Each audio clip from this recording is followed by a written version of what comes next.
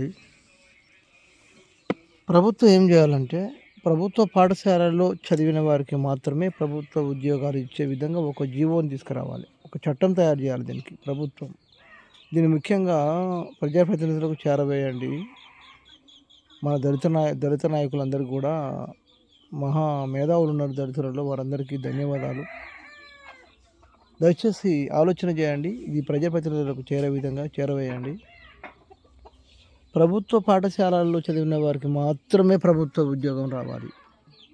ప్రభుత్వ పాఠశాలల్లో చదివిన వారికి ప్రభుత్వ ఉద్యోగం ఇవ్వద్దు. అలాంటి జీవో ఒకటి తీసుకొచ్చే విధంగా ప్రభుత్వానికి తెలిసే విధంగా మనందరం ప్రయత్నం చేయండి. అందులో అందరం కూడా ఐక్యత చేస్తే మంచిది. ఎందుకంటే ప్రభుత్వ ఉద్యోగస్తులు ఉద్యోగస్తుల పిల్లలు లక్షల జీతాలు వస్తే వాళ్ళు ప్రైవేట్ పాఠశాలలో తగ్గుతారు.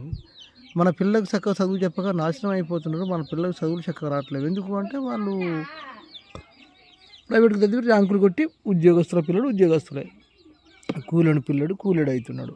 ఇది దయచేసి గమనించాలి. ప్రభుత్వ పాఠశాలలో చదివిన వారికి మాత్రమే ప్రభుత్వ ఉద్యోగం ఇచ్చే విధంగా, ర్యాంకును బట్టి ప్రభుత్వ ఉద్యోగం వచ్చే విధంగా దీన్ని ఒక ఉద్యమంలా తయారు చేస్తే బాగుంటుందన్న ఆలోచన.